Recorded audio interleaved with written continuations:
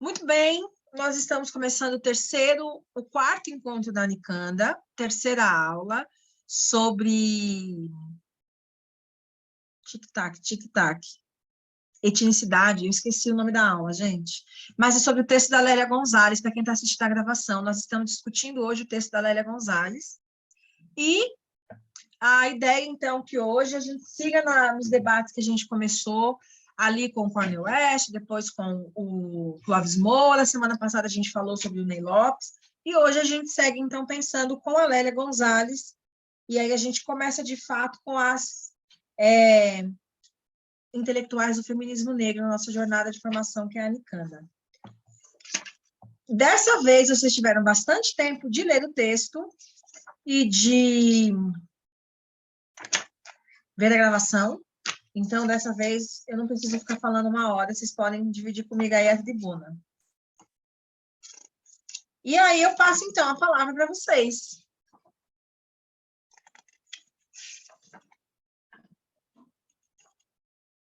Gente, não é possível que vocês não tenham uma pergunta, uma inquietação, uma angústia, um nada para compartilhar. Ajuda a Pro, Brasil. Achei. O texto é Cultura, Etnicidade e Trabalho, Efeitos Linguísticos e Políticos da Exploração da Mulher. É isso, né? A professora não está perdida na vida.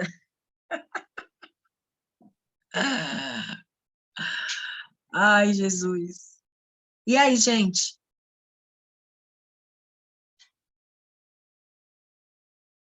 Vamos lá, então, vou falar. Por favor. Tá bom. Eu fui pegar lá o texto, enfim, as anotações que eu tinha, né, da outra aula que a gente fez, e que a gente falou muito dessa questão do trabalho como a produção de experiência, né? Eu lembro que a gente falou bastante assim no debate do trabalho. Enfim, e aí em todos os lugares que ele permeia aí na gente, da questão do embranquecimento, né, do quanto a gente mais tem conhecimento, enfim, mais estuda e traz esse sentimento do embranquecimento, disso, e eu até lembro de uma situação que eu não tinha essa consciência e passei a ter, inclusive depois da leitura desse texto, do meu início de carreira lá atrás, quando eu comecei a trabalhar, eu tinha um lugar de, vamos dizer assim, eu comecei a trabalhar numa posição que era uma empresa de terceirização, e prestava serviço em algumas grandes empresas de recepção, de limpeza, de expedição e tal.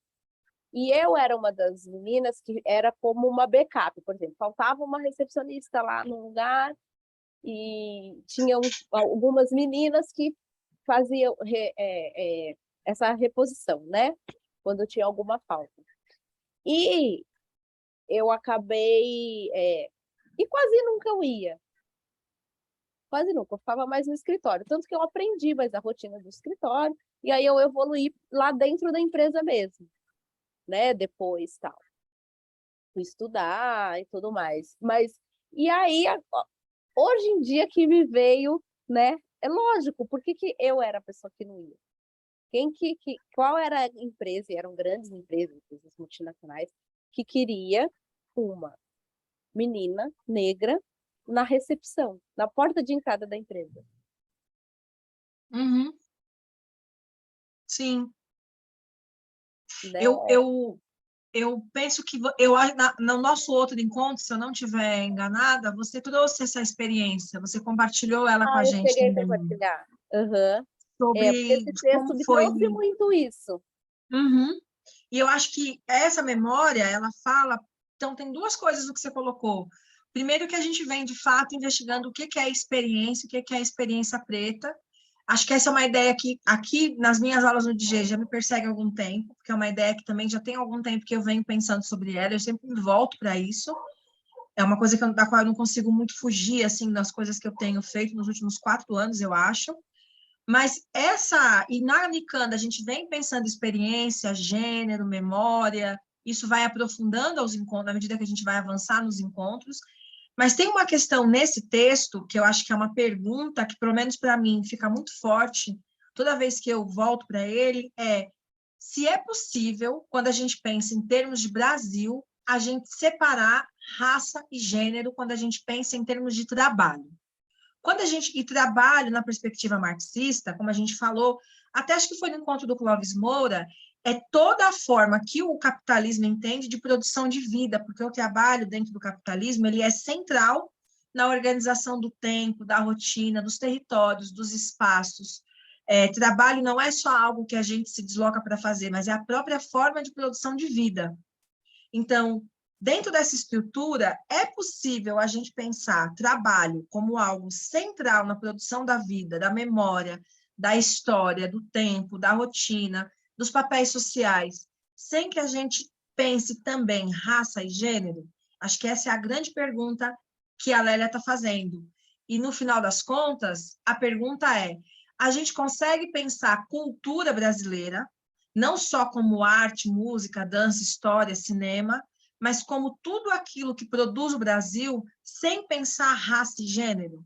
É possível? E parece que os textos da Lélia, desse período da produção teórica dela, que é os anos 80, são textos que vão fundar a noção de feminismo negro. Por quê? O que é o feminismo negro? É o deslocamento da compreensão do mundo para a experiência das mulheres negras. Então, ao invés de a gente olhar o mundo a partir da experiência do homem branco, europeu, norte-americano, e usar a experiência deles, a teoria deles, para explicar o mundo como um todo, inclusive a questão racial, é o que a Sueli Carneiro fez com Foucault na tese dela de doutorado. O feminismo negro no Brasil, e isso é diferente do feminismo negro norte-americano, mas o feminismo negro no Brasil ele está propondo deslocar a interpretação de mundo a partir da experiência das mulheres negras. Então, é a partir do lugar das mulheres negras no mundo que é possível explicar o mundo no Brasil, porque o mundo no Brasil, desculpa, a vida cotidiana no Brasil e o que é o Brasil, o que é a cultura brasileira, como as relações de raça, de gênero, de classe acontecem. Porque, na perspectiva da Lélia Gonzalez, a mulher negra é a figura econômica central dentro da cultura brasileira. O que na prática isso quer dizer? Que se trabalho é a forma como a gente está produzindo experiência no mundo, afetando o mundo, construindo o mundo, é o trabalho das mulheres negras, que é o pilar das relações de trabalho, dentro da forma como a estrutura social, cultural, histórica no Brasil, ela é construída, ela é produzida. Essa, me parece, que é a ideia mais assertiva de lugar de fala, porque tem a ver com fala enquanto experiência, mas essa também é uma forma muito específica de entender o próprio processo de organização do mundo do trabalho e do mundo político / econômico no Brasil. Eu não sei se isso fica claro ou se ainda é confuso. Entender isso é bastante importante para entender, inclusive, quais as contribuições do feminismo negro enquanto teoria, e aí tem uma diferença de teoria para campo, de olhar para o feminismo negro como uma teoria, portanto, um conjunto de ideias que explicam uma dinâmica social, no caso, a dinâmica cultural brasileira, e como um campo de estudo que é olhar para o que as mulheres negras fazem e buscar explicar e entender o que elas fazem. O feminismo negro pode ser as duas coisas, ele pode ser um campo de estudo, então vou pesquisar as mulheres negras no mercado de trabalho, as mulheres negras dentro dos recursos humanos, as mulheres negras e o ensino de língua inglesa, as mulheres negras e as relações homoafetivas, mulheres negras e a migração, mulheres negras e o casamento interracial, mulheres negras e a maternidade de bebês, mulheres negras e a maternidade de filhos presos, mulheres negras e o casamento monorracial, mulheres negras e adolescência. Isso é campo de pesquisa, isso é recorte. E o feminismo negro pode ajudar a olhar para esse campo e explicar como ele funciona.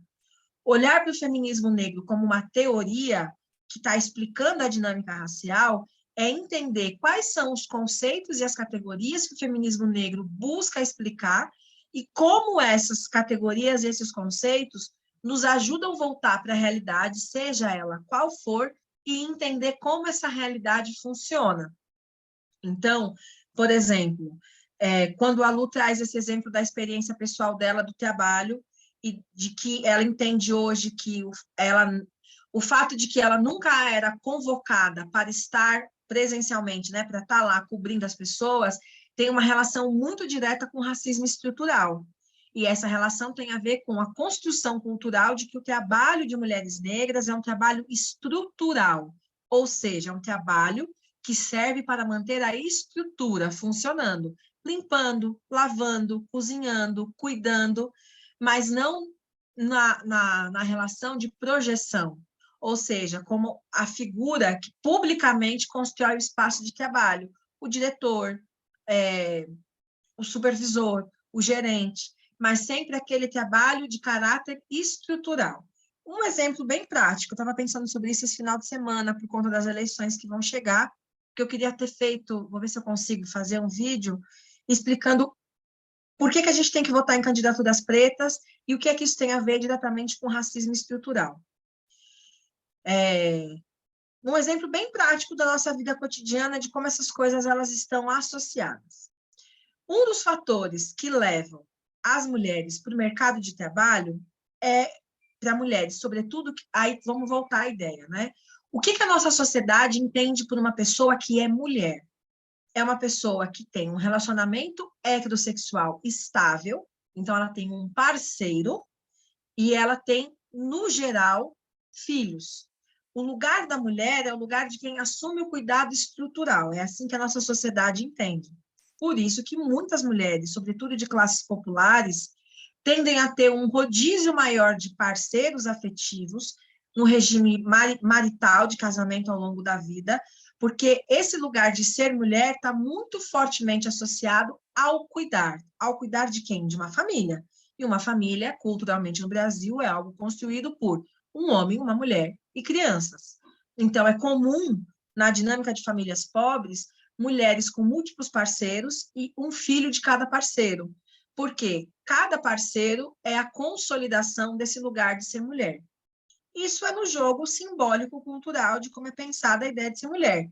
Entanto que mesmo mulheres brancas de alto poder econômico, muitas não têm filhos, mas estabelecem relações de cuidado dos seus companheiros ou de sujeitos do cuidado, como, por exemplo, cachorros e plantas. A gente já falou sobre isso. É como se a maternidade, porque tem dois valores fundantes da ideia de ser mulher na sociedade ocidental, o casamento e os filhos. Então, é como se a maternidade fosse, na experiência brasileira, a consagração do que é ser mulher. Qual que é o recurso simbólico disso do ponto de vista psicanalítico? Nossa Senhora da Conceição. Nossa Senhora da Conceição seria o parâmetro brasileiro para a mãe de Jesus, para Nossa Senhora. Então, e não é à toa que Nossa Senhora da Conceição simbolicamente é associada ao Oxum no sincretismo. Então, esse valor de ser mulher é um valor que perpassa o inconsciente das pessoas. Uma das condições para que as mulheres possam adentrar ao mercado de trabalho, das mulheres que têm filho, é quem vai cuidar dessa criança. Então, a política de educação infantil, ela é uma política de proteção à infância, mas também uma política de manutenção e permanência das mulheres na vida produtiva. Se o trabalho é o lugar onde se produz história, cultura e política, tirar as mulheres do mercado de trabalho é tirar as mulheres do lugar de produção da vida cotidiana. Logo, a creche garante a inserção, a permanência das mulheres no mundo produtivo. Quando você tem uma desorganização da política de creche, você tem um impacto direto na permanência de mulheres no mundo produtivo, que é o mundo fora de casa, que é o mundo social, o mundo onde se faz memória, onde se constrói coisas. Então, quando um governo, como o atual governo, enfraquece a política de educação infantil em nível estrutural do governo federal para os municípios, ele está afetando diretamente na sequência da pirâmide, né, na cascata, na caída dos atos, as mulheres que estão na base do território. Quem são as mulheres que estão na base do território? Aquelas que não podem pagar pelo serviço. Quem são as mulheres que não podem pagar pelo serviço? As mulheres de baixa renda que dependem da educação pública, porque o salário que elas recebem não é compatível para manter as crianças na rede privada. Isso na prática. E quem são essas mulheres? São mulheres negras que historicamente tiveram pouco acesso à escolarização, e no Brasil o crescimento no mercado de trabalho passa pela escolarização. Isso, na prática, é o efeito do racismo estrutural, porque a gente tem uma dimensão do racismo que é cultural. Eu não quero uma preta na recepção da minha empresa, porque a recepção é a porta de entrada da minha empresa, então eu quero uma jovem branca, loira, de cabelo liso. E essa é a parte menos perversa, porque ela é a parte mais fácil de ser questionada, porque ela passa pelo lugar da materialização. A ausência do corpo preto é a justificativa para a presença do corpo preto. Precisamos enegrecer a mídia, precisamos enegrecer as fábricas, precisamos enegrecer a política, mas é a estrutura, a forma de funcionamento da coisa que é a parte mais difícil de ser desconstruída ou modificada, porque ela tem a ver justamente com o funcionamento, e o funcionamento se baseia em ideias. Essa é a grande contribuição da Lélia, porque ela está dizendo que existe uma forma de funcionar do trabalho que exclui as mulheres do mercado de trabalho, as mulheres negras, e que não tem a ver só com a maior ou menor contratação, mas tem a ver com questões estruturais, de manter mesmo a pessoa no mercado de trabalho. Diga, Joana.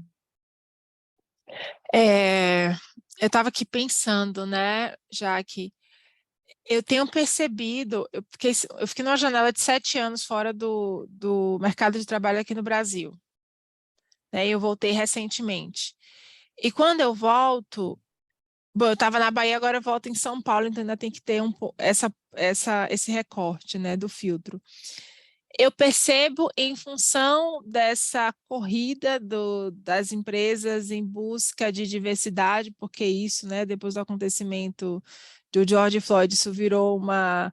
Eu consigo dizer que eu sou algo humanizado se eu trabalho com diversidade, ou que eu sou diferenciado, não sou nessa estrutura capitalista aí como, né, as coisas na verdade são. E aí eu percebo hoje mulheres negras, né, ocupando posições que historicamente eu falo, se eu pensar há 10 anos, eu não via com tanta frequência como eu vejo hoje, ainda que em quantidade, em representatividade muito baixa. E aí, quando você fala dessa estrutura, porque não é só trazer, é uma estrutura que ela foi feita para não aceitar ou repudiar ou violentar esse corpo preto. E aí o que eu tenho mais ouvido de relatos em contato com essas mulheres, inclusive eu escutei um ontem, né, numa conversa assim, ainda informal, porque ainda vou começar essa semana, e eu acompanho dentro de um processo de coach um grupo de diretores que são pessoas negras e a maioria são mulheres pretas. E é sempre esse lugar de muita violência. Elas se sentem muito violentadas, né? E eu olho a própria minha história, né? Que eu vi nesse processo de desenvolver estratégia para não deixar que essa violência me afete nesse nível de eu ficar impossibilitada de trabalhar ou de ocupar esse espaço.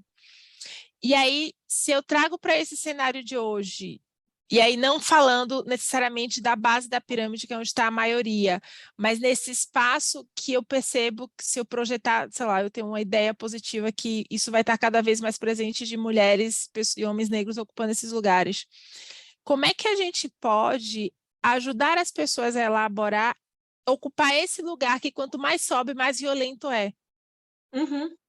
Eu acho que, olhando as experiências históricas ao redor do mundo, a gente não vai ter um aumento de pessoas pretas no topo da pirâmide, porque em nenhum lugar do mundo isso aconteceu, nem nos Estados Unidos, nem na África do Sul, nem na Europa, em nenhum país a gente tem uma quantidade maior, historicamente, olhando a curva de desenvolvimento profissional, de profissionais não brancos e não masculinos no alto da hierarquia das organizações. Isso não vai acontecer.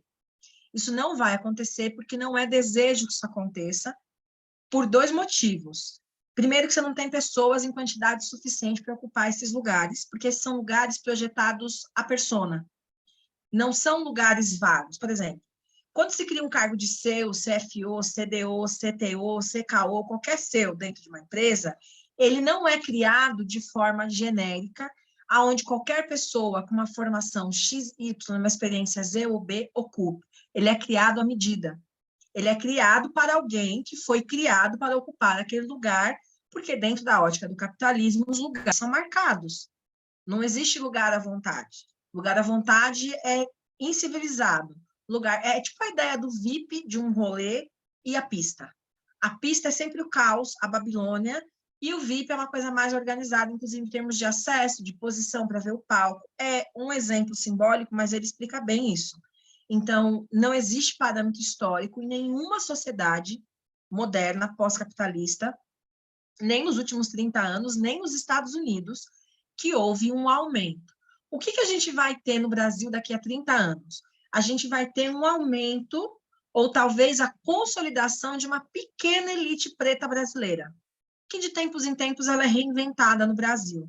A gente vai ter uma pequena cúpula de pessoas pretas com alto padrão financeiro e, portanto, com acesso a espaços estritamente brancos e uma massa enorme de pessoas pretas miseráveis, com baixa escolaridade, em condição sobre-humana, vivendo, que é o que a gente tem hoje.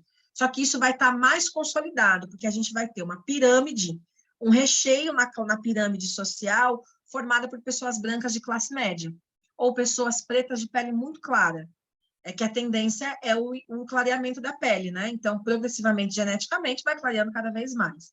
Então, a gente vai ter uma base de pessoas pretas, pobres, miseráveis, uma média de uma classe média branca, e a gente vai ter uma ponta com pontos raciais consolidados. Se, por exemplo, se a gente pegar Lázaro Ramos e Thaís Araújo, os filhos deles são herdeiros de um espaço cultural, artístico privilegiado, que é a herança imagética dos pais. Eles vão herdar isso.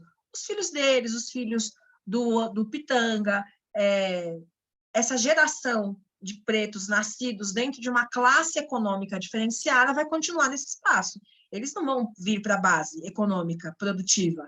A gente vai ter, na classe média, pessoas pretas que vão estar ali também ocupando esse lugar. Mas, essencialmente, o que a gente vai ver é uma pirâmide com o topo mais achatado e uma base mais larga, que é o que a gente vê, por exemplo, nos Estados Unidos. É só a gente olhar para os Estados Unidos, não precisa ir longe. O que aconteceu nos Estados Unidos nos últimos 30 anos?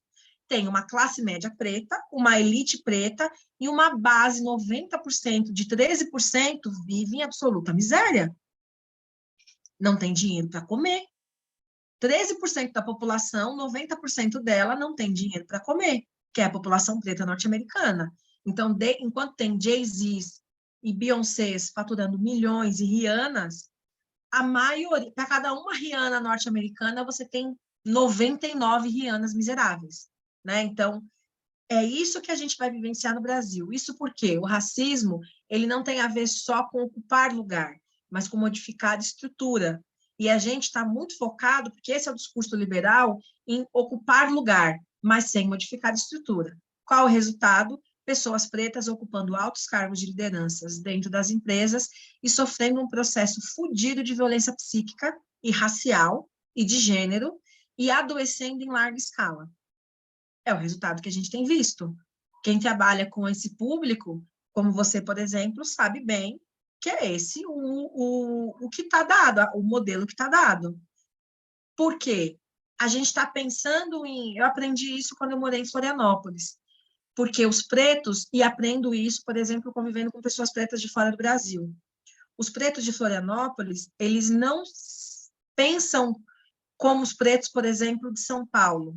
Por que o Mano Brown é um objeto cultural fruto do Capão Redondo e não de outro lugar do Brasil? Porque tem uma forma de produção de vida em São Paulo que demarca os lugares e reforça a ideia de que se você é pobre, você é preto. Essa experiência, por exemplo, ela não acontece em Florianópolis. Em Florianópolis, tem uma aniquilação da experiência racial que se mistura com a identidade manezinha. Então, é como se ser manezinho, o lugar cultural da identidade manezinha, fosse superior à identidade racial de ser negro. E aí as pessoas pretas de lá, elas não têm uma consciência racial sobre o que é ser 13% da população de uma cidade inteira. São 22 mil pessoas pretas numa cidade de 200 mil pessoas, Florianópolis, estatisticamente falando. Então, elas são pretas, elas têm a genética preta, o cabelo crespo, moram num bairro segregado, que é o centro, né? A Florianópolis é uma ilha, como toda ilha, tem a parte baixa da praia, o morro, que protege o rio, que fica, né, o lugar de águas doces, que fica no centro, e que é assim porque se tiver um tsunami, o mar não invade o rio e os animais podem fugir para o centro da ilha. Então, Florianópolis é uma cidade que tem essa geografia igual ao Rio de Janeiro. Por isso que o morro no Rio de Janeiro é no litoral. Igual Salvador. Por isso que tem a cidade alta e a cidade baixa. Igual Recife. Toda cidade, igual São Luís, toda cidade litorânea, ela tem essa geografia. Então, em Floripa, os pretos vivem no morro. De ponta a ponta, do centro da cidade, o morro é... Entanto que na eleição do Bolsonaro, quando saíram os dados geográficos do TSE, o único lugar da cidade que não votou no Bolsonaro foi o morro. Geograficamente, quando olha os pontos eleitorais, era visível que os pontos eleitorais que não elegeu o Bolsonaro na cidade estavam no morro, porque os pretos... Existem pretos fora do morro? Sim, mas quando você pensa racialmente o território, eles estão no morro. Então, são pessoas que vivem num território racial, que têm uma história racial, mas que não têm uma percepção sobre ser preto, porque são manezinhos. É tipo um preto norte-americano. Ele é preto, mas ele pensa igual um norte-americano. Ele não pensa igual um preto. Ele pensa como um norte-americano. E o que o norte-americano pensa? Que ele é a supremacia do mundo. Ele é o ápice, o topo, é igual um europeu. Um preto europeu, ele não é porque ele é preto que ele tem consciência racial, ele pensa igual um europeu. E o que o europeu pensa? Que ele é a supremacia cultural do mundo. Então, o europeu, preto ou branco, nascido e socializado na Europa, pensa como um europeu. Sofre racismo, mas tem dificuldade de entender que o que ele sofre é racismo. Ele joga essa experiência em outros lugares, mas não na experiência do racismo como um todo. Racismo é uma coisa que vai surgir na Europa na narrativa de imigrantes, ou de filhos de imigrantes nascidos e crescidos na Europa, que vão ver a experiência dos pais e vão entender que tem uma dinâmica racial, mas a maioria, sobretudo os pretos europeus e norte-americanos que estão inseridos na economia, eles não conseguem entender que é racismo, quer dizer, eles sabem que tem racismo, reconhecem que tem uma história racial nos Estados Unidos que é inegável, mas eles não conseguem entender que parte da dinâmica da desigualdade tem a ver com uma dinâmica estrutural do racismo. O que a gente vai vivenciar no Brasil é isso. Do ponto de vista psíquico, esses pretos de elite vão criar os seus filhos para serem pretos de elite, para pensar como os brancos nos espaços onde eles estão socializados. E eles não vão desenvolver consciência cultural e nem consciência racial do quanto o racismo ele é estrutural. Sempre vai estar associado à dinâmica econômica. Quer ver um exemplo cinematográfico disso? American Sun, com a Katy Perry. Não, Katy, meu Deus do céu. A que fez Scandal. Tem no Netflix. É uma mulher negra, professora da Howard, eu acho, não me lembro, de uma universidade de elite, doutora em psicologia, casada com um agente do FBI branco, e eles têm um filho mestiço, mas fenotipicamente negro, e a história se desenrola sobre isso. O filho dela é parado pela polícia, e todo o filme é dentro da delegacia, e toda a dinâmica do filme acontece nesse contexto. É exatamente sobre esse, e é muito doido como ela, como uma mulher negra elitizada, sofre de disforia racial, porque é uma experiência que também tem a ver com assimilação, né? Pessoas negras, você é a única pessoa negra num lugar com 30 pessoas brancas, ou você vai ser sempre fora da curva, ou você vai assimilar. E como é que você assimila?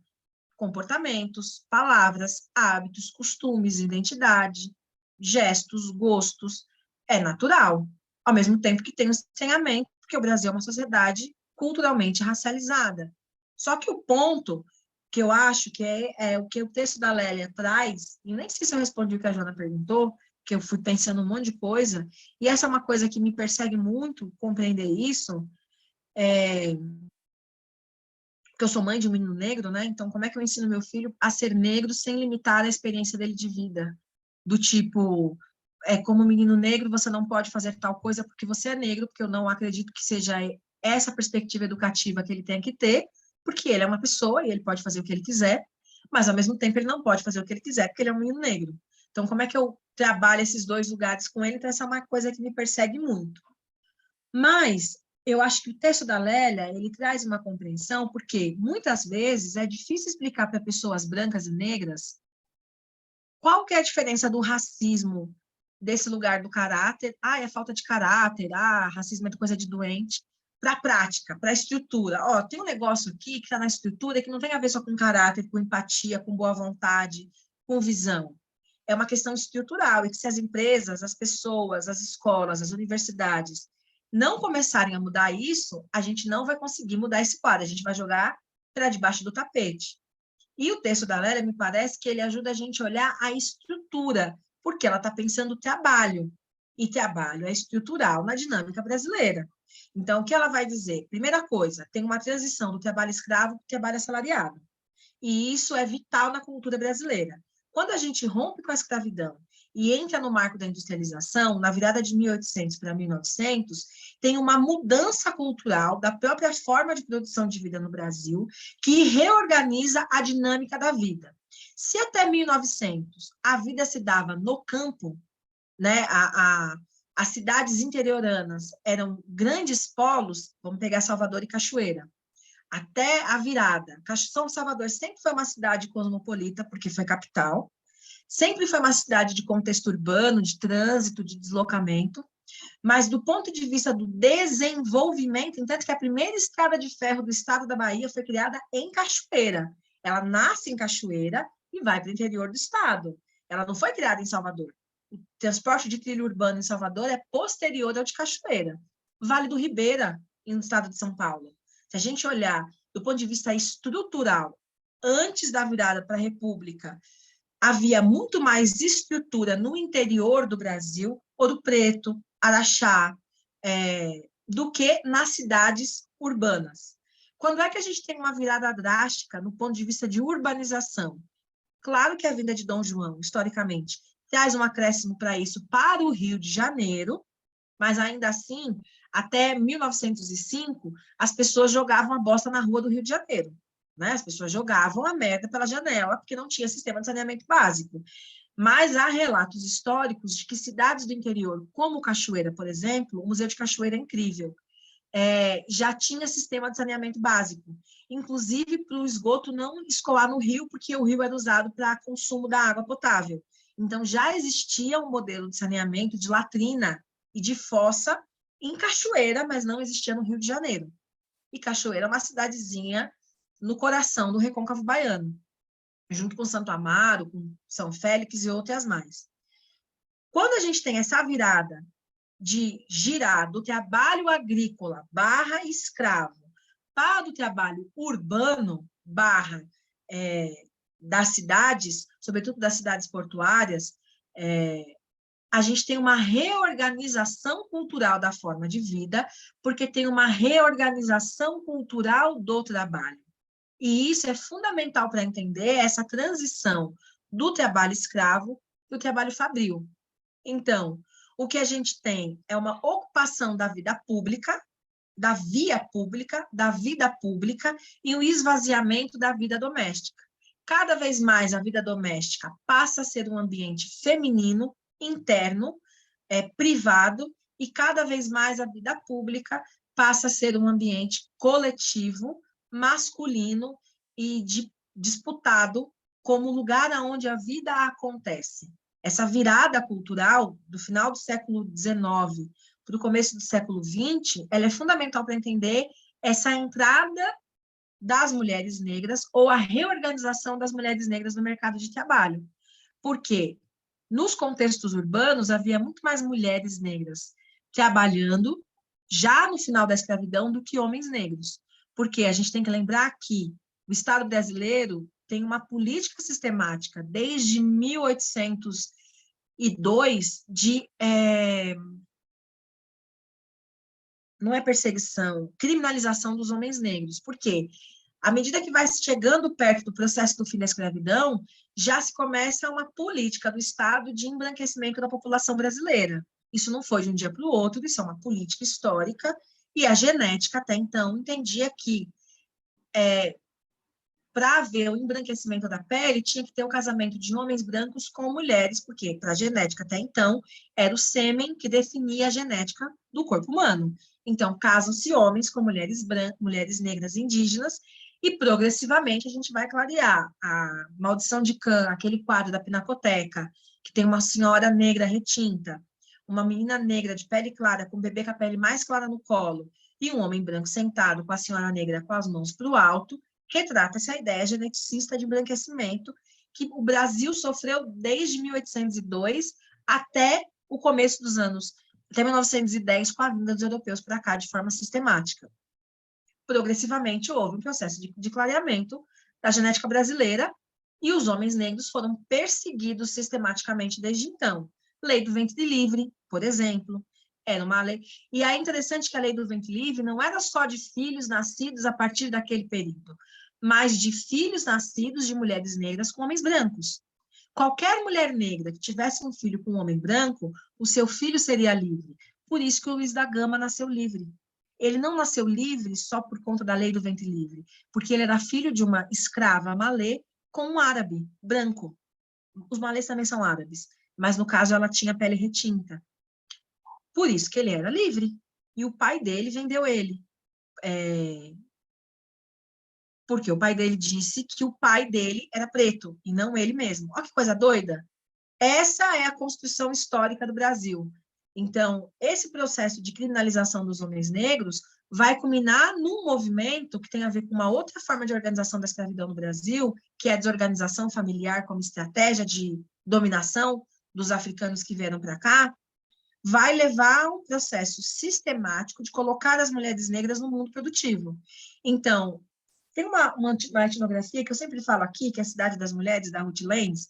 Um dos dados que ela vai trazer naquela etnografia é que, no contexto urbano de Salvador, havia muito mais mulheres trabalhando na vida produtiva do que homens.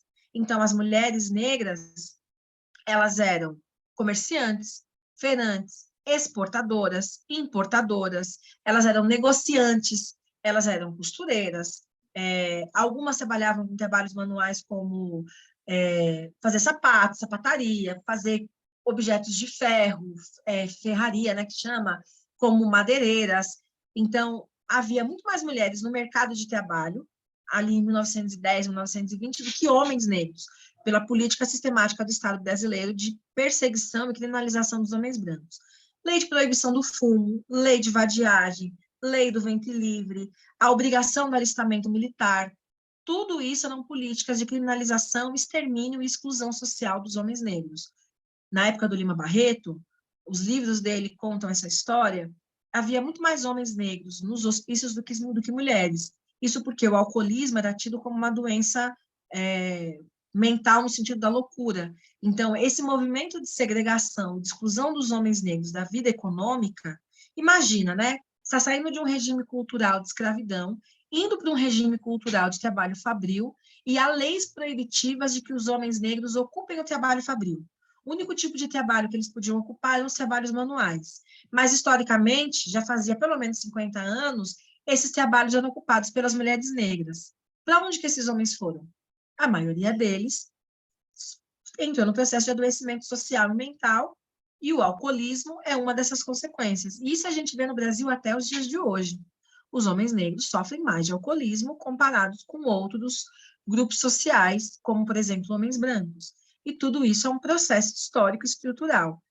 Essa inclusão das mulheres negras no mercado de trabalho via trabalho doméstico, não doméstico de lavar, passar e cozinhar, mas doméstico de privado.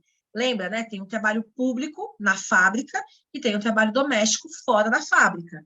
A inclusão das mulheres negras nesse trabalho doméstico, jardinagem, costura, alfaiataria, todos esses trabalhos que não eram fabris, foram imprimindo uma forma de produção de vida muito baseado na dinâmica cultural das mulheres negras.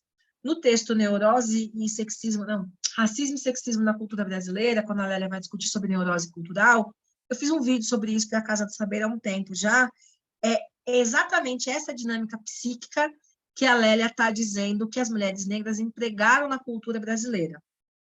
Mas aí, talvez tenha a ver com o que a Joana perguntou, a gente está falando de uma dinâmica numérica. Em qualquer espaço que você tenha um número maior de pessoas, elas vão ditar a dinâmica de funcionamento.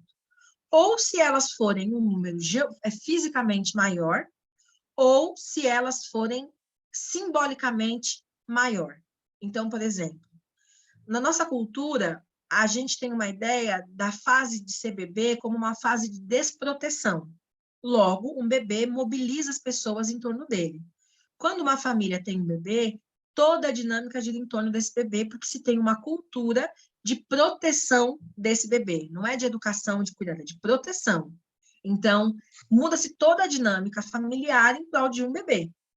Isso está na literatura. Crianças mais velhas sofrem quando irmãos mais novos nascem, gera traumas, desequilíbrios familiares, desequilíbrios maritais, os homens se sentem abandonados, as mulheres se sentem sufocadas, mas é porque, simbolicamente, na nossa cultura, o lugar do bebê é um lugar de privilégio. O bebê, depois que deixou de ser bebê, acabou o privilégio. Outro lugar simbólico de poder, por exemplo, é o lugar do branco. A figura branca é simbolicamente um lugar de poder, e ela foi historicamente construída como isso.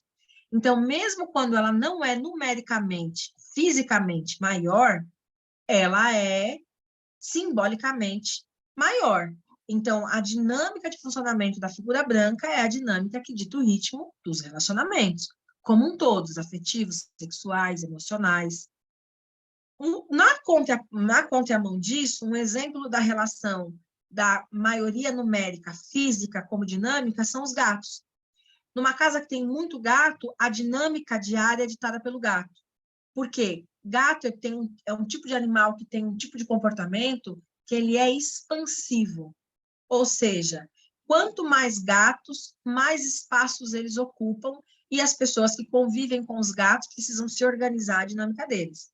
Quem tem gato sabe do que eu estou dizendo. Gato é altamente expansivo. Ele elege o lugar da casa que ele gosta, e aquele lugar é dele, você que se organize para lidar com aquilo. Esse exemplo do gato, ele pode parecer bobo, mas ele fala muito sobre a dinâmica de comportamento, que ela é silenciosa e não enunciada. O que eu quero dizer com isso? Na verdade, o que a Lélia, eu estou usando esse exemplo para poder chegar na Lélia, ela vai dizer que, numericamente, mulheres negras eram a maioria na dinâmica social das cidades que estavam se urbanizando e, silenciosamente, elas ditavam o ritmo de vida. Por quê? Elas ocupavam todos os espaços e elas eram os sujeitos de trânsito, de deslocamento entre esses espaços. E, silenciosamente, elas foram moldando a forma de funcionamento da cultura brasileira. E aí a gente tem um descompasso. Tem uma dinâmica de funcionamento, ou seja, os gatos organizam o tempo e o espaço da casa, mas é o humano quem paga as contas e compra a ração. E aí, portanto, supostamente ele tem mais poder, inclusive para poder se livrar dos gatos. Na dinâmica cultural brasileira, são as mulheres negras quem ditam a dinâmica de funcionamento da vida social, através das suas palavras, dos seus hábitos, do seu corpo, segundo a Lélia. Por isso que bunda é o símbolo nacional brasileiro, porque bunda é uma palavra muito importante na estrutura linguística do quimbundo, que é a base do português brasileiro. Bunda é uma palavra que tem múltiplos significados, dentre eles o próprio prazer sexual do sexo anal, quimbundo, né? A ideia da estrutura da palavra. Porque bunda, no banto, quer dizer a base, a raiz, porque é onde você senta, você conecta ela no chão, né? O edil, o orifício, o cu, o ânus, é um lugar estratégico de conexão do sujeito com a terra, dentro das ideias de construção de corpo. Então, bunda é uma palavra que tem a ver não só com a ideia da saída, dentro da perspectiva fisiológica ocidental, mas, sobretudo, com esse lugar de conexão. Então, ela é uma palavra muito importante. E é uma como é que chama? É um sufixo? Não, tem um termo na linguística, é a base de várias palavras dentro da estrutura da linguística banto. Então, a Lélia vai dizer que essa fixação do brasileiro com a bunda vem dessa conexão da língua quimbundo, banto, com a própria forma de produção da língua portuguesa falada no Brasil. Mas que isso é silencioso. Por que que isso é silencioso? Porque dentro do capitalismo, a estrutura está baseada no valor econômico que se produz. Então, supostamente, numa casa, é o humano que está na hierarquia do poder, porque é ele quem paga as contas e compra a ração. Mas, do ponto de vista das relações daquele território, são os gatos que determinam os espaços onde podem ser transitados. A diferença é que gato não pensa e não elabora gatos unívocos. Mas o Chico Buarque, em Saltimbancos, brinca com isso.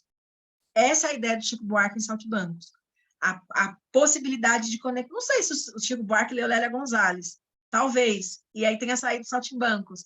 Mas o que o Chico Buarque está brincando em Saltimbancos é essa possibilidade dos gatos criarem uma conexão e, a partir disso, de forma intencional, afetarem a vida. O que a Lélia está dizendo é mulheres negras estão produzindo vida, o que elas não sabem é como usar isso de forma intencional. Então, supostamente, quem dita o ritmo é quem paga a conta pelo valor econômico. Mas quem paga a conta não tem poder estrutural, porque não são eles quem estão fazendo a vida de forma cotidiana. Essa é a relação entre estrutura, e esse é um desafio sempre. Como é que essa estrutura econômica é traduzida, mantida e pensada por essa estrutura simbólica do campo da linguagem, não só das palavras, mas do uso e dos sentidos que se dá para as palavras, e o quanto essas palavras são ressignificadas, repensadas e reorganizadas. Então, de bunda, que é uma palavra estrutural dentro da estrutura linguística do Banto, e que tem a ver com esse lugar de conexão com a terra, do corpo, do sujeito, talvez tenha a ver também com a ideia do prazer, bunda virou uma palavra de segunda categoria, né? Uma palavra feia, uma palavra que tem um desgaste nessa palavra, cara de bunda. Está com cara de bunda por quê? Como se fosse algo negativo. Mas é algo negativo porque é associado na contramão do racismo à experiência negra. E, na verdade, tem toda uma outra conexão, uma outra ideia dentro da estrutura original. Essa é a sacada da ideologia na perspectiva marxista. Para Marx, ideologia é inverter a realidade, é você pegar uma colher e se olhar na colher, você vai se ver de ponta cabeça. É isso que a ideologia faz, ela pega a realidade, ela inverte a realidade a partir de quem segura a colher. Quem segura a colher determina os processos. Por isso que, além de ocupar cargos de poder, é preciso criar mecanismos permanentes de mudança estrutural. Só segurar a colher sem entender que a imagem está invertida é só segurar a colher. Mas segurar a colher e entender que a imagem está invertida é refletir sobre o que significa essa imagem invertida e como é que se chega à imagem real. Esses são talvez os dois pontos. E parece que olhar, né? Eu sempre gosto da ideia do espelho, como é que essa ideia é refletida e o quão torta ou invertida ela está, ajuda a voltar para a realidade e pensar realmente como ela funciona. Não sei se fica claro, se eu dei muita volta, assim, eu acho que eu dei muita volta, mas é mais ou menos isso aí. Porque, na verdade, o que eu queria que vocês levassem de hoje é que não dá para pensar cultura sem pensar trabalho, e não dá para pensar trabalho sem pensar raça e gênero. Porque na forma como o trabalho foi organizado no Brasil, essas coisas estão conectadas. A gente tem 380 anos de uma história escravocrata, cujo o corpo do trabalho era o corpo não branco, e toda a gestão do tempo do trabalho era centralizada em uma pessoa, que era o capataz, e o senhor de engenho, que determinava e organizava o tempo de trabalho não a partir da produtividade, mas a partir da natureza. Começava a se trabalhar quando o sol nascia, parava de trabalhar quando o sol morria. Dentro do capitalismo, a lógica da produção industrial leva o trabalho no lugar da produção, não pela natureza, mas pela demanda. Quanto mais se precisa de um produto, mais se precisa trabalhar para se ofertar esse produto. Só que trabalho é forma de produção de vida. Quem trabalha vai para o mundo. Quem trabalha está fazendo matérias que vão ficar na história. Alguém fez a cadeira que a gente senta. Alguém desenhou essa cadeira, pensou a relação peso versus corpo. Alguém produziu a casa que a gente mora. Isso é afetamento histórico na prática. Sabe a ideia de materialização dialética do Marx? É exatamente isso. Materialização, porque é material, de palpável, e dialético, porque não se faz sozinho. É na contradição das relações que se produz a matéria. Qual é a contradição da relação? Trabalhador e patronal. É na contradição entre um trabalhador e um patrão que se dá o trabalho, que se produz a matéria. É essa a ideia. E a Lélia, como boa marxista, está problematizando justamente isso, e ela está dizendo, olha, gente, não dá para pensar essas coisas sem pensar quem é que faz esse trabalho. E esse trabalho ele tem uma cor e ele tem um gênero.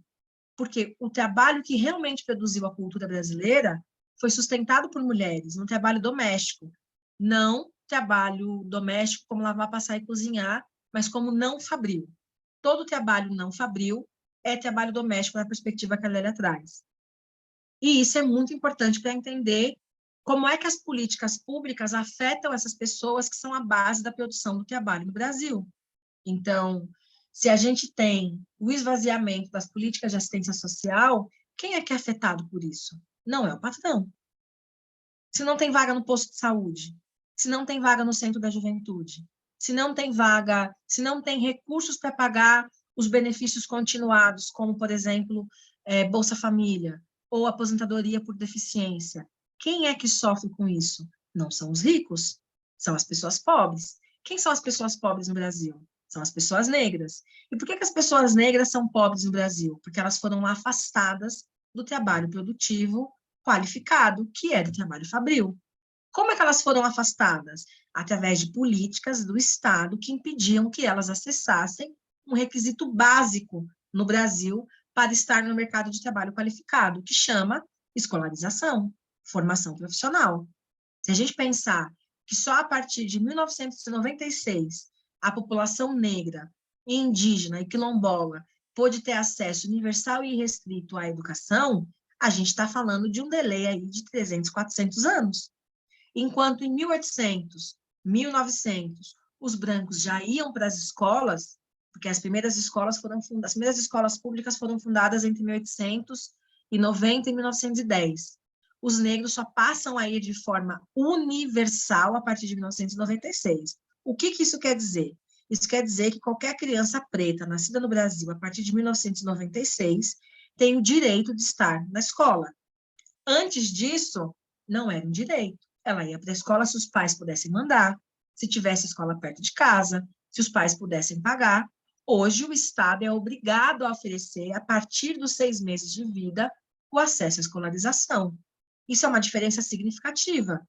Não quer dizer que no final do ensino médio, aquela criança que nasceu hoje, que está indo para a escola daqui a 6 meses, vai fazer faculdade. Mas ela tem, pelo menos, a chance de chegar até o ensino médio, porque vai ter escola. Fica claro isso, que não tinha escola? Hoje tem escola, quer dizer, tem mais ou menos, né? Eu estava olhando uns dados hoje,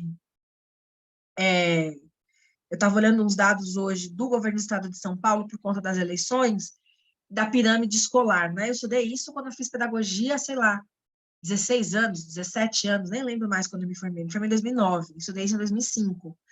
É bastante tempo. No estado de São Paulo, a cada 10 crianças que entram na educação fundamental, no primeiro ano do ensino fundamental, 3 vão chegar no ensino médio. 3. A cada 10 chegam no ensino médio e uma se forma. As outras se perdem no caminho. O que acontece? Não tem dados sobre isso. Essa é a dinâmica escolar, estrutural, e aí tem a ver com racismo, com classismo, com uma série de coisas. A Deise perguntou assim, não é da política restrita? Não. A educação universal, básica, gratuita, laica, democrática para todos é uma coisa que surge a partir da Constituição de 1988, mas ela só é regulamentada a partir de 1996 com a atual Lei de Diretrizes e Bases da Educação. Até 1996, não era papel do Estado a oferta educacional irrestrita. E o que isso quer dizer? Não, a atual LDB ela foi reformada por outras questões, mas ela foi criada do zero. E ela é uma das... A LDB de 1996, que é a atual, ela não foi nem reformada, entraram algumas coisas novas nela, porque a legislação foi atualizada, as legislações, isso daí é um balaio de gato. O que acontece no Brasil? Quando a gente teve a Constituinte de 88, se formou, como, não sei se vocês conhecem essa história, se eu estiver esperando uma olhada, vocês me desculpem, se formou vários grupos de trabalho dentro de diversas áreas prioritárias que não haviam legislação no Brasil ainda, mas que eram já resultado da luta dos movimentos sociais nos anos 70 e nos anos 80, para criar conjuntos de propostas de lei, que depois foram votadas na Assembleia Constituinte e gerou a Constituição Federal de 88. Meio ambiente, moradia, direito quilombola, direito indígena, juventude, infância, mulheres, foram criadas grupos de trabalho dessas constituintes. E vários nomes que estão aí hoje, como o Krenak, por exemplo, Fernando Henrique Cardoso, Lélia Gonzalez, Abdias do Nascimento, Sueli Carneiro, participaram dessas constituintes. Disso saiu o pilar da Constituição, que é o artigo 5º, e todos os direitos sociais básicos viraram leis orgânicas específicas. Dentre elas, a educação, a infância, a saúde. Assim nasceu o SUS, assim nasceu a LDB, que é a Lei de Diretrizes e Bases da Educação, o Estatuto da Criança e do Adolescente, o direito ambiental, que é o Estatuto do Meio Ambiente, do idoso, do consumidor, desse movimento. Até 1996, por exemplo, o Brasil não tinha um Plano Nacional de Educação. Então, a LDB foi criada, pós-Constituição, para pensar uma educação que fosse para todos. Porque como é do sistema educativo no Brasil? O ensino primário ele era obrigatório, da 1ª à 4ª série. Todo brasileiro era obrigado a fazer o ensino primário.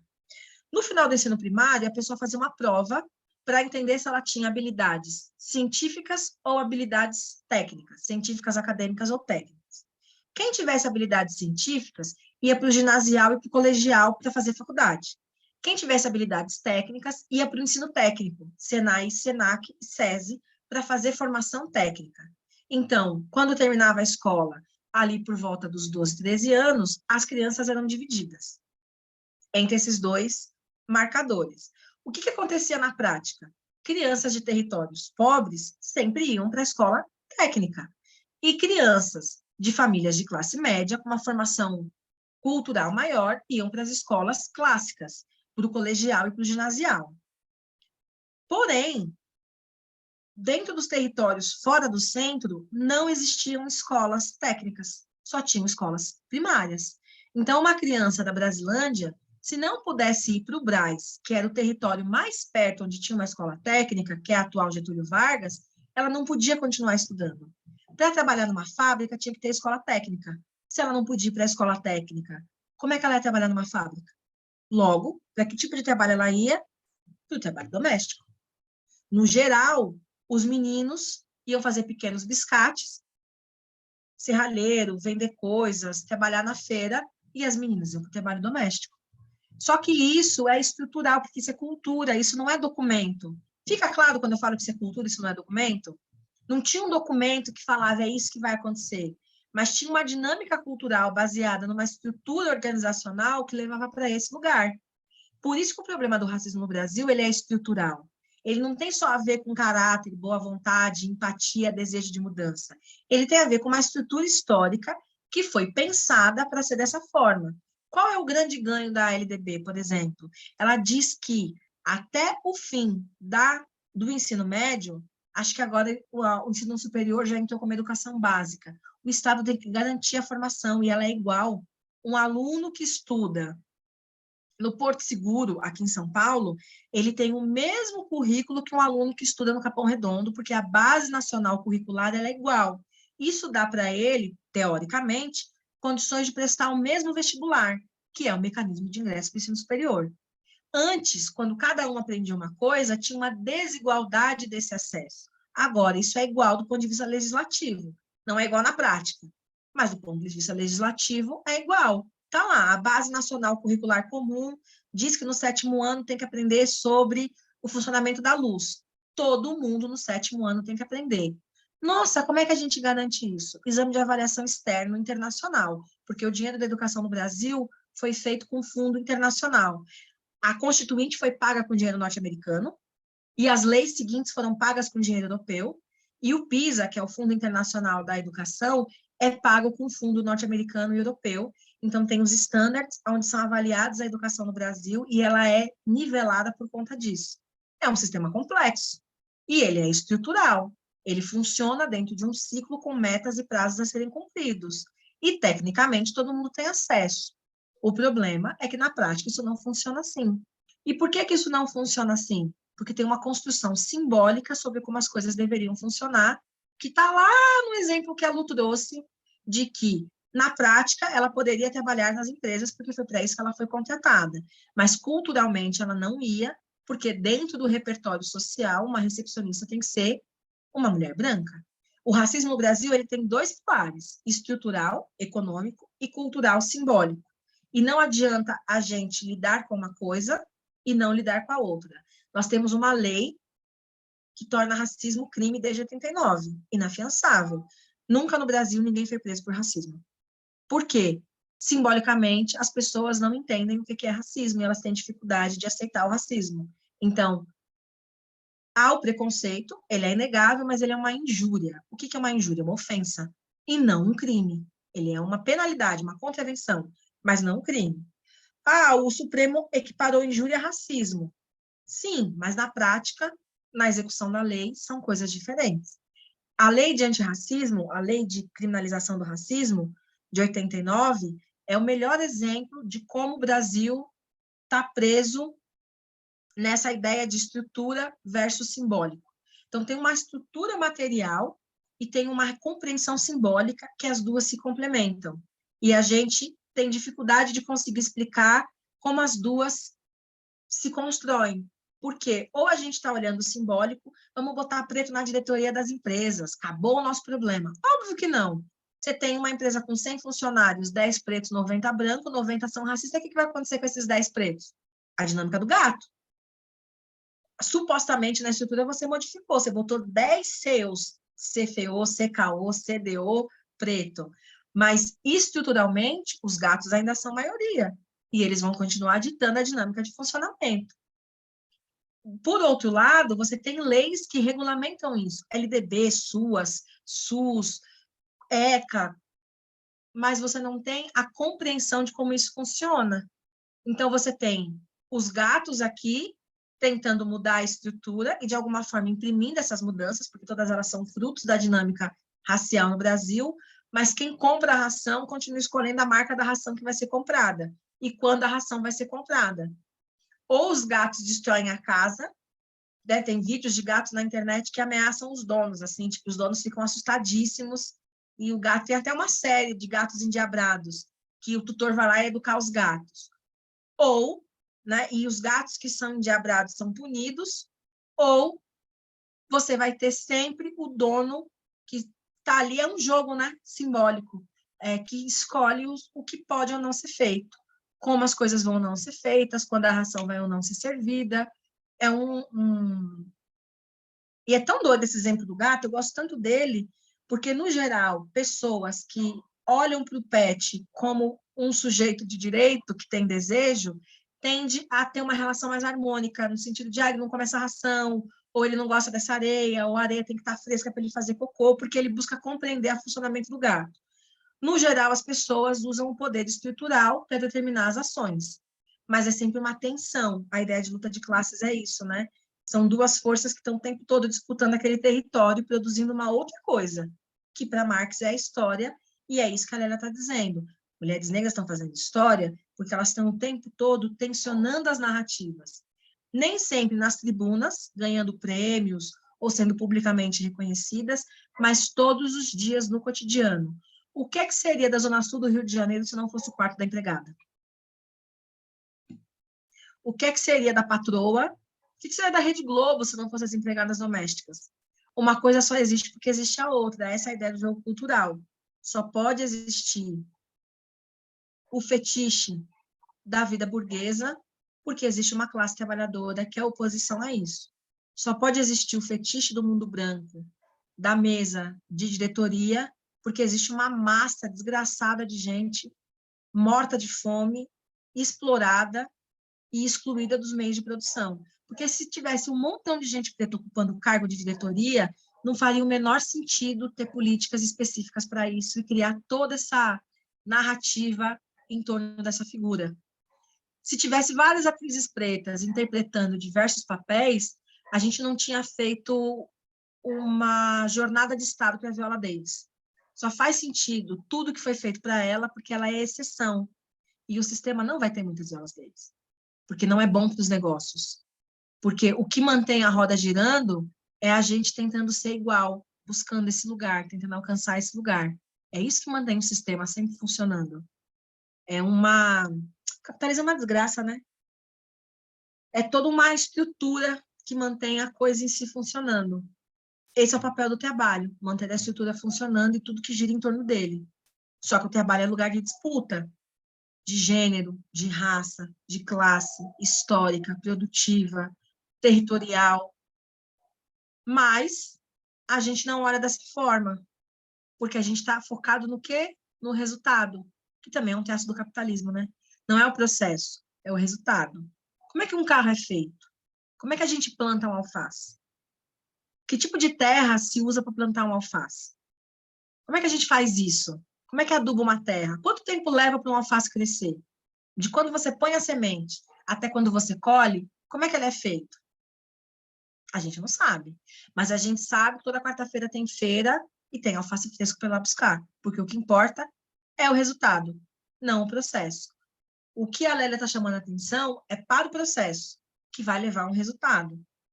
Marx é uma discussão marxista, né? Porque Marx vai dizer que a alienação é o trabalhador não entender o processo do seu próprio trabalho. Então, ele está fora da produção. Ele cria o produto, mas ele não sabe como o produto é feito. Isso é alienação.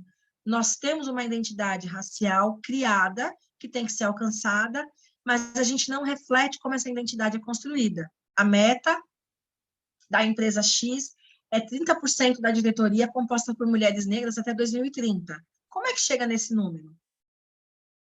Contratando pessoas pretas? Mas e as outras pessoas racistas?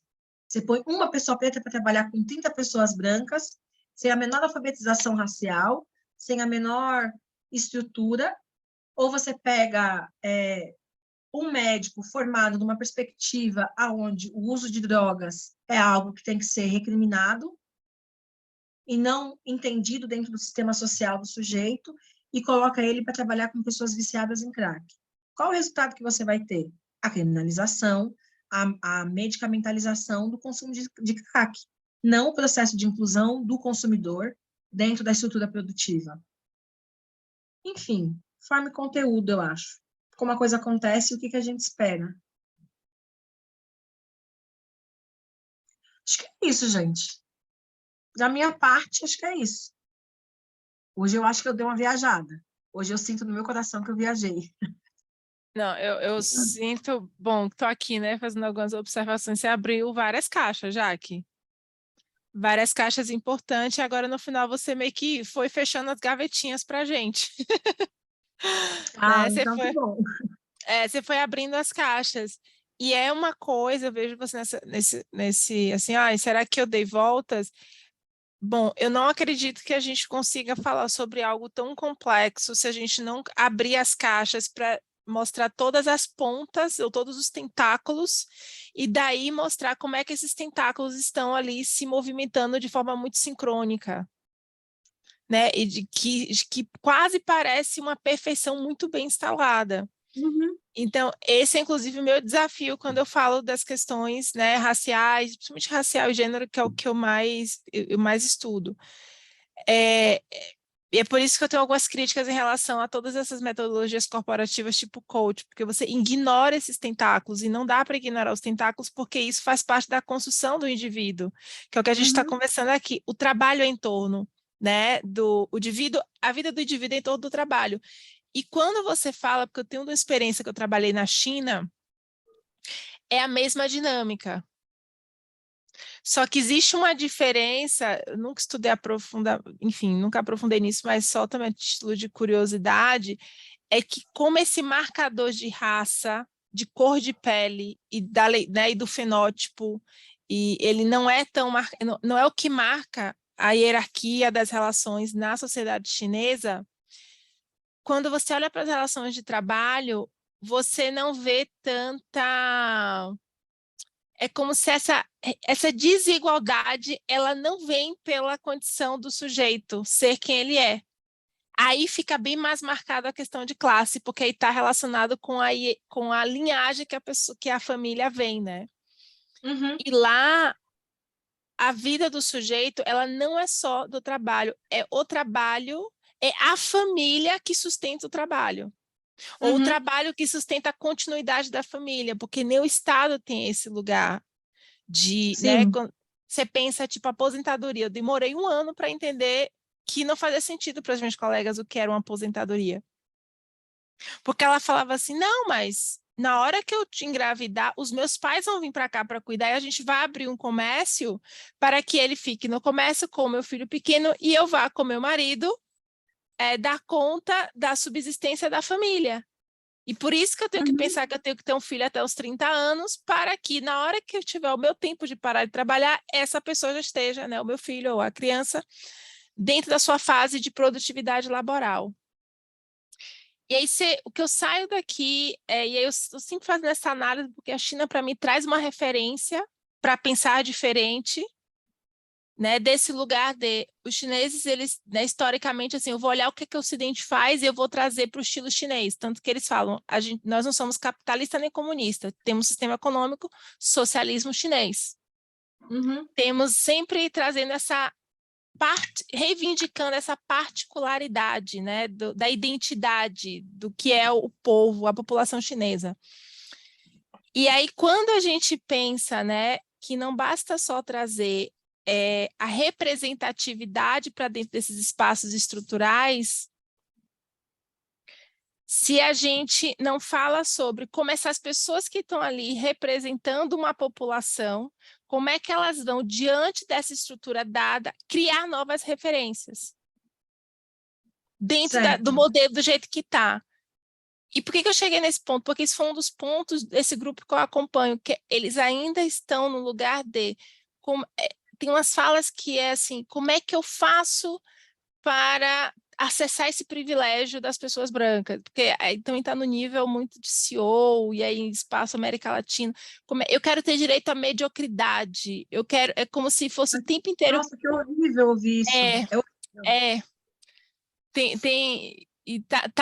e eles estão no processo de desconforto comigo, porque do sentido, isso não, ajudando no pensamento, assim, o caminho talvez não seja esse, né?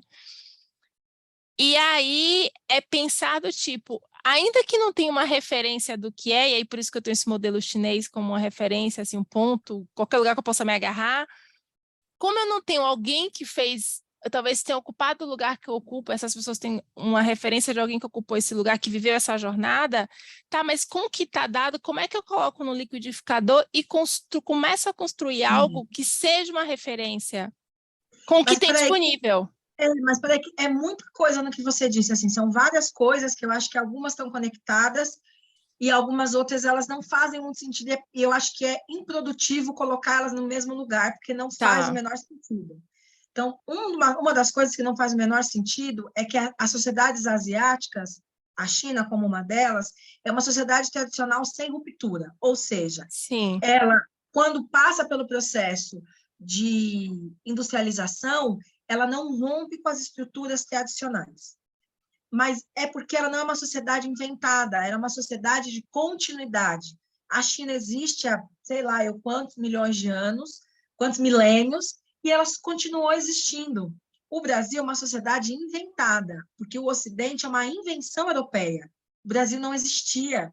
O Brasil e os Estados Unidos e a própria Europa, mas vamos pensar no Brasil. Um belo dia eles se olharam e falaram assim: ok, tem um terreno amplo ali, o que a gente vai fazer com aquela galera que está lá, o que a gente vai levar? Tudo aqui em gênero é inventado, classe é inventado, raça é inventado, trabalho é inventado, tudo é inventado. Tudo aqui é uma invenção. Então, não dá para pegar um modelo de uma sociedade que não tem ruptura, que é a mesma, e tentar olhar ela para uma sociedade completamente fictícia. O Brasil é uma grande ficção. Isso aqui é uma invenção que se reinventa e que a gente estava brigando para ter uma mulher fazendo a representação de uma personagem que entre falar e andar para ter um homem, prefere perder o direito da fala para poder andar para ter um homem. E a gente está brigando para ter mulheres pretas reinventando um lugar de submissão. Olha o nível da loucura. A gente está brigando pela submissão. A gente quer uma mulher preta para pôr na cabeça das crianças pretas que ser mulher é abrir mão da sua subjetividade para ter um homem. Olha o nível da loucura. E a gente está brigando para ter um filme, eu amo a Viola, não vi o filme ainda, que reifica a ideia de que mulher negra é agressiva e violenta. Porque é totalmente sobre força física e violência a mulher rei. Olha o nível da loucura. A gente está brigando para ser medíocre. Olha o nível da loucura racial que a gente está inserido. Isso porque a gente está o tempo todo fazendo um movimento contrário da análise, que é olhar fora. A análise pressupõe olhar dentro. E aí tem uma coisa legal de uma sociedade que se inventa, é que se não tem parâmetro, a gente cria. Perfeito. Tudo na nossa sociedade, já diria o Hobsbawm, é inventado. Não existe na história nenhuma CEO preta da empresa que vende que suco. Perfeito, vamos criar o nosso paradigma. Vamos inventar o nosso paradigma, a partir dos nossos desejos, dos nossos valores. Eu acho que a invenção ela não é um problema. Quando eu falo que tudo é inventado, não é algo assim, nossa, que horror, é uma mentira. Mas é no sentido de que nada do que a gente supõe que seja verdade, é convenção, porque é inventado. Porque nada aqui é tradição, tudo aqui é inventado. Até a nossa ideia de tradição africana é uma invenção, porque não é como é em África. Então, tudo aqui é inventado, porque o Ocidente é uma grande invenção. A própria ideia de Ocidente é uma invenção. Em algum momento, monumentos, museus, histórias, placas de rua, livros, filmes, são instrumentos de materialização da invenção do Ocidente. A gente usa isso como repertório de memória e volta para esses lugares para buscar referência. Então, tudo é inventado. A nossa sociedade, ela é baseada em tradições, mas tradições que são rompidas. Então, quando a gente sai de um período escravocrata e vai para um período industrial, e a gente reorganiza totalmente a forma de vida, os valores sociais, os parâmetros culturais, a gente está rompendo com tradições e criando tradições novas que, com o tempo, elas se consolidam. Elas passam a fazer parte da vida cotidiana porque há rituais que materializam essa tradição e ela passa a ser real. Mas ela não é real, nada é real, tudo é inventado. Absolutamente tudo é inventado. Medida Provisória é um filme que trabalha muito com essa ideia da coisa que é inventada, porque o tempo todo no filme eles problematizam quando isso passou a ser verdade. Quando é que a coisa ficou assim? Como é que isso se tornou assim? Vai ser sempre assim? É esse que é o lugar? E a fala da Capitu, da Thais Araújo, na parte do bunker, materializa essa ideia de invenção. Isso foi inventado, então isso pode ser desinventado. O fato é que, do ponto de vista psíquico, aquilo que uma vez está consolidado, você não muda mais. A menos que você entre num processo permanente de elaboração. Do tipo, eu tenho preguiça de ir para academia. Então, se eu sei que eu tenho preguiça de ir para academia, mas eu preciso ir porque a minha pressão é alta, eu tenho que fazer um esforço consciente de ir para academia. Vou escolher uma academia perto do trabalho, vou comprar uma roupa bonita, vou paquerar os boys ou as minas, mas eu preciso criar mecanismos intencionais para fazer, porque eu sei que eu não faço.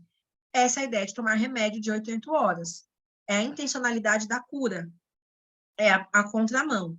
A outra coisa é que eu acho que, do ponto de vista psíquico, pensando com a própria psicanálise, quais ferramentas ela traz para que a gente pense, a gente joga na chave daquilo que foi sempre assim, para que a gente não precise elaborar isso. Só que tudo é inventado.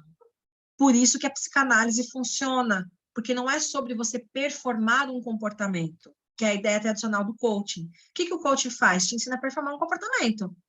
Você precisa fazer isso, precisa fazer aquilo. Coach de relacionamentos. Ele ensina as pessoas a se relacionarem. Qual que é a ideia de você, do mecanismo da psicanálise como um instrumento de reflexão, de amadurecimento, de mudança, de rompimento? Ele tenta entender o processo. Mais do que o resultado, é o processo. Qual é o processo? Então, quando pessoas negras reivindicam o direito da mediocridade, elas estão focadas no processo, no resultado. Qual é o resultado? é isso que elas estão focadas, mas não no processo. O resultado sempre é algo coletivo. Você tem uma média e um resultado a alcançar, uma performance, um comportamento. O processo ele é individual, porque ele é único. Cada pessoa tem o seu processo. Ninguém faz nada, nem a gente mesmo faz a mesma coisa igual 2, 3 vezes. Sempre vai ter uma coisa diferente. Quem viu essa aula da outra vez, é outra aula agora. E a próxima turma vai ser outra aula, e assim, porque não tem como ser igual. Então, eu acho que são coisas um pouco diferentes. E quando a gente pensa em termos de pessoas negras, a gente sempre tenta chegar num lugar único de uma ideia racial, mas isso também não existe, porque a racialidade também é uma invenção. Também é uma invenção. Do que é ser uma mulher negra? Supostamente é uma invenção. Então, a Patrícia Hill Collins vai dizer que ser uma mulher negra no Ocidente é ser raivosa, é ser promíscua, é ser uma mãe ausente, é ser uma pessoa emocionalmente frágil. Essa é a construção ocidental sobre ser uma mulher negra, que é reforçada dentro da cultura, através de rituais. Que rituais são esses? Narrativas que são construídas em filmes, em séries, em relatos jornalísticos, na literatura. Isso vai compondo o nosso repertório e vai criando a ideia de tradição como algo fixo, para onde eu volto para buscar a referência para fazer o agora. Só que tradição, não necessariamente, do ponto de vista da antropologia, não é isso. Tradição são estruturas que não mudam. Então, quando o Hobsbawm diz no Ocidente as tradições são inventadas, é essa crítica que ele está fazendo. A sociedade chinesa, japonesa, indiana, elas são essencialmente, tradicionalmente iguais. Os rituais, eles são os mesmos. Qual é o ritual? Você tem filho, o seu filho é o seu capital, porque ele vai trabalhar para você no seu trabalho, ele vai tirar riqueza. A riqueza é familiar, porque é de todos. A riqueza, por ser de todos, é compartilhada dentro da família e na comunidade. Aquela comunidade, Mulan fala isso, né? Eles vão nas comunidades pegar os guerreiros para defender o país, porque é defender aquela memória daquela tradição. Na sociedade ocidental, necessariamente não funciona assim, porque ela é uma sociedade baseada no indivíduo e não no coletivo. Então, você acumula bens individuais e não bens coletivos. E eles são bens mensuráveis. Claro, você pode mensurar quantas sacas de arroz você colheu de acordo com a quantidade de filhos que você tem. E isso também é um traço das sociedades africanas tradicionais. Elas são sociedades, a Oyonke-Orumi discute isso, e a Grada Quilomba, não, desculpa, a Chimamanda, em Americana, também discute isso. São sociedades que mudaram o tempo histórico, mas elas não tiveram rupturas tradicionais. A forma de vida mantém-se inalterada. Né? É isso que você colocou, desse lugar do trabalho, da família, das relações. Aqui a gente tem inclusive, o tempo todo as coisas rompem e mudam porque é inventado. Invenções não se sustentam porque elas sempre são superáveis. Sempre vai ter alguém capaz de inventar uma coisa nova ou melhor daquela mesma coisa, porque tudo é criado, isso é fantástico. Isso é sem limite. Isso é, tipo assim, é viver a vida, curtindo a vida doidado. Não existe limite para a capacidade de invenção. A mente humana é insuperável. Por outro lado, não se sustenta, a menos que você tenha coisas materiais. Cara, Marx, o velho desgraçado, né? Marx e Freud, dois velhos terríveis, velhos mesmo, assim, de ultrapassados. O cara falou isso antes do ápice da industrialização. Isso aqui é inventado, isso aqui é mentira. Isso aqui é uma ilusão, uma ideologia, um mecanismo de controle. Isso não se sustenta, porque quem sustenta isso é a ideologia. Então, quando o trabalhador entender quem é ele no processo de produção da invenção, ele pode inventar o que ele quiser, inclusive a liberdade. Freud está dizendo a mesma coisa. A memória é uma invenção coletiva. Você dá o sentido que você quiser para ela. O trauma, ele foi vivido, ele está instaurado na memória. Mas o sentido desse trauma, você dá para ele de acordo com o repertório que você tem. Então, quanto mais limitada a cultura, menor o seu repertório. Quanto maior sua cultura, maior seu repertório. São dois homens brancos, inscritos num tempo histórico e geográfico, ambos europeus, um na Inglaterra e um na Alemanha, de onde, né, ali no eixo, no miolinho da Alemanha, de onde nasce a sociedade ocidental, do trabalho fabril e do pensamento filosófico, que previram séculos de funcionamento da sociedade, porque é altamente previsível. Por isso que eu te disse que não há paradigmas na história desse lugar de pessoas pretas felizes no topo, puxando outras pessoas pretas. O paradigma histórico, porque a história é cíclica, é que você tem um nivelamento do acesso. Estrelas Além do Tempo, a fala clássica que ela diz, cada vez que a gente chega na linha de chegada, os brancos empurram a linha de chegada. É o que fazem com os pretos. Cada vez que se chega na linha de... Agora, as mulheres norte-americanas já entenderam que esse negócio de ser princesa é conversa fiada. Elas já não querem mais isso na vida delas. Elas já superaram o mito da princesa. Para onde que eles estão empurrando isso? Para os grupos identitários e minoritários. Latinos, muçulmanos, negros. Então, o que a mulher branca norte-americana não quer mais, porque ela entendeu que é um lugar de controle e domesticação, eles estão dando para as mulheres pretas e latinas e muçulmanas. Uma reinvenção da domesticação. Que mãe quer ensinar para sua filha que ser mulher é abrir mão do seu direito de falar para ter um homem do seu lado? Ela se mutila para ter um homem do seu lado. Porque a mulher diz, ou as pernas ou a voz. No mar você não pode ter ele, então você tem que ter as pernas. E assim ela vira a princesa da história. Mas ela abre mão, falar, olha que coisa simbólica, né? A fala como lugar de construção pública do sujeito. Uma mulher negra abre mão disso para ter o amor de um homem branco. Que desgraça! Isso é uma desgraça. Isso não é bonito, isso não é revolucionário, isso é uma desgraça. Isso é uma desgraça. Pública, escancarada. E a galera preta está brigando por isso. Não, a gente tinha que estar brigando pelo contrário.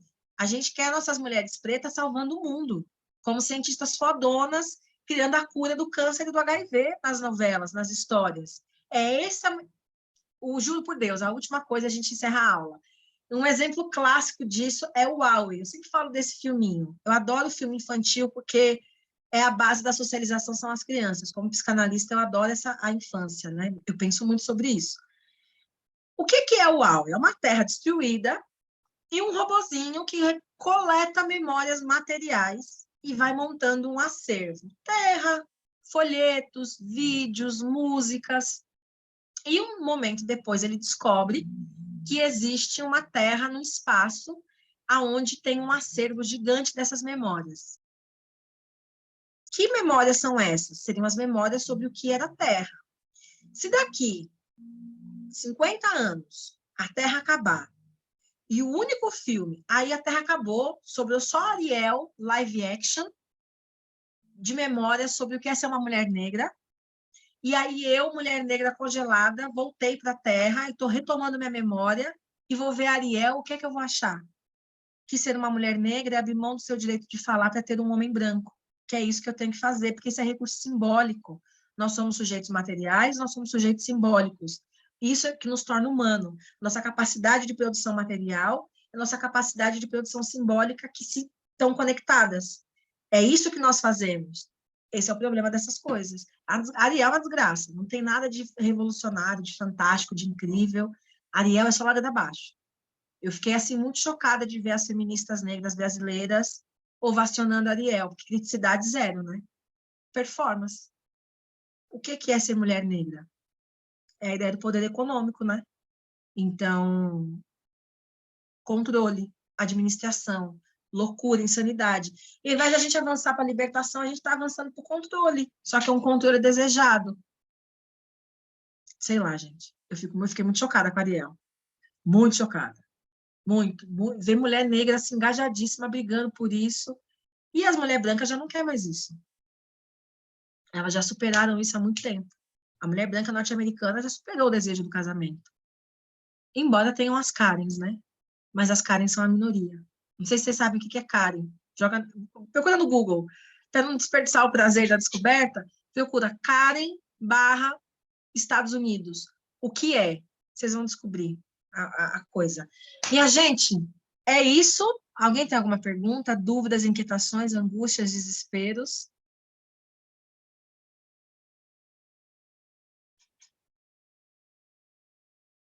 Falta análise racial na vida de muito, falta uma situada racial, como diria Lélia Gonzalez, assim.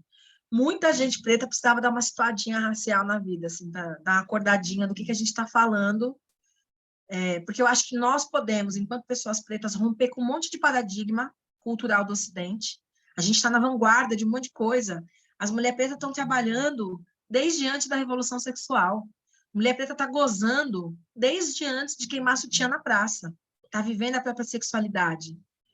Mas eu não consigo entender que necessidade é essa de controle. Que a gente precisa ser controlado, né? Eu, pessoalmente, como psicanalista, não consigo entender. Não sei se é a infância, sei lá. Eu me incluo nesse rol também, não sou diferente de ninguém. A gente precisa de controle, né? Pra que casar, velho? Porque a gente precisa de controle. Pra que ter filho? Porque a gente precisa de controle. Enfim, sei lá. Nossa sociedade está adoecida, eu acho. Bom, semana que vem a gente se encontra, seguindo o nosso cronograma de leitura. Falei pra caramba. Sim. Eu esvaziei minha cabeça aqui agora. Minha cabeça está vazia. Eu vou até dormir em paz essa noite. Porque eu fiquei tão passada com esse negócio da Ariel que eu falei, gente, não é possível, não acredito que eu estou vendo o que eu estou vendo. Mas é legal, por outro lado, né? Tudo na vida tem dois lados. Tem o lado de que, uau, as histórias não têm cor. Aquele vídeo que eu compartilhei no Instagram, de que o que deixa os brancos putos é que Diana não faria sentido se fosse com branco, mas Ariel pode ser com uma preta. Isso quer dizer, então, que isso é uma invenção. Reforça a ideia de invenção. Mas, por outro lado, qual é o perigo simbólico disso, né? Material e simbólico. Materialmente, é um puto avanço. E simbolicamente? Então, eu acho que uma prática revolucionária é uma prática que articula o material e o simbólico. O material e o simbólico. Por isso que eu sou psicanalista. Porque eu acho que a psicanálise dá para a gente repertório para olhar para o simbólico e projetar ele no material. E entender como o material afeta o simbólico, sempre em dialética. Gente, eu vou ficar falando até amanhã, tá? Então, assim, boa noite, obrigada pela audiência. Estou até tirando já os brinks. Foi um prazer estar com vocês nessa noite. Se vemos lá no grupo, se vemos segunda-feira. E não posso não, Daisy, porque senão eu falo mesmo. E, bom, obrigada pelo espaço aqui, da gente poder pensar coisas juntas, ou pelo menos de eu poder falar, né? Já que vocês quase não falam, tá tudo certo. Um beijo, boa semana. Que Exu traga boa palavra para a gente essa semana e os bons caminhos. Tchau, gente. Tchau.